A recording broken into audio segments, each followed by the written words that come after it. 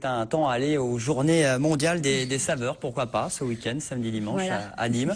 Grands et petits, esplanade de Charles de Gaulle, c'est la 3e édition de ce rendez-vous nîmois, entre vins, riz camarguais, vins du Languedoc, les olives de la région, les taureaux, à découvrir, à déguster, à goûter. Bref, les produits du terroir sont mis à l'honneur à l'occasion de ce rendez-vous nîmois. Reportage d'Olivier Michel.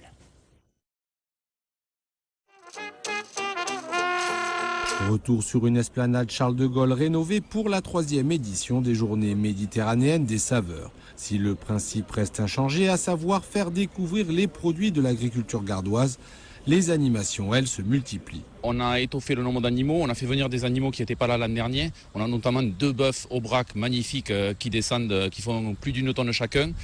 On aura aussi les animaux de la forêt, on aura les poissons, on aura des simulateurs de pêche, des simulateurs de conduite de tracteur. On aura les haras qui viennent aussi avec des simulateurs de conduite d'attelage. On a hyper diversifié par rapport à... On a une 20aine d'ateliers, aussi bien sur le goût que sur le travail du sol. On a des ateliers de rempotage, des ateliers de jardinage, de sculpture sur fruits. On a les chiens de troupeau qui viennent.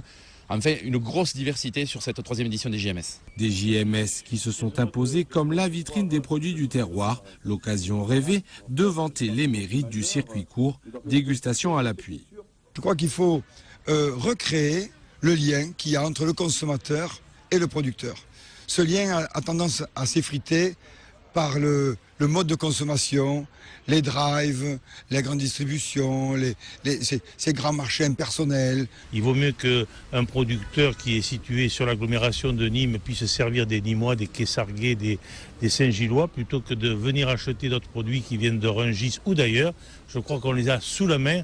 Profitons-en. Du 9 au 10 juin prochain, l'esplanade aura donc des airs du Salon de l'Agriculture, l'occasion de découvrir ou vérifier la saveur des dizaines de produits AOC gardois et bien d'autres encore. Et de quoi ravir le maire de Nîmes pour ces journées mondiales des saveurs ce week-end esplanade Charles de Gaulle. Chez lui, on écoute Jean-Paul Fournier.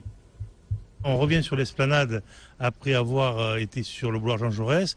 Donc aujourd'hui, on peut découvrir cet espace extraordinaire, je le disais tout à l'heure.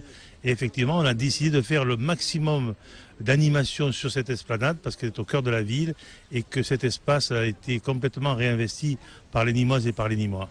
Et puis, il y a un événement qu'on a connu l'an dernier, c'est 1000 moutons qui vont défiler autour de l'écusson. Et je crois pour la plus grande joie des petits et des grands, puisqu'effectivement, quand on est citadin, on n'a pas toujours l'occasion de rencontrer des animaux et que les gamins vont être émerveillés, j'en suis persuadé. Journée mondiale des saveurs, samedi, dimanche avec TV Sud sur l'esplanade de Charles de Gaulle à Nîmes avec des moutons. Des moutons, il y en aura également chez vous, du côté à la fête de de la Merville et transhumance, Montpellier. au Mas-Dieu, oui, à 12 km de Montpellier. On en parle dans un instant après la pub. Le temps de remercier Mathieu d'être venu sur ce plateau. Vive les Alpes et les Baux-de-Provence et les Carrières des Lumières à pas loin d'Aix-en-Provence. De Montpellier-Nîmes, on met combien de temps d'ailleurs? Montpellier, on met 1 heure, là, voilà, j'en viens. Bah très bien. Sans les bouchons.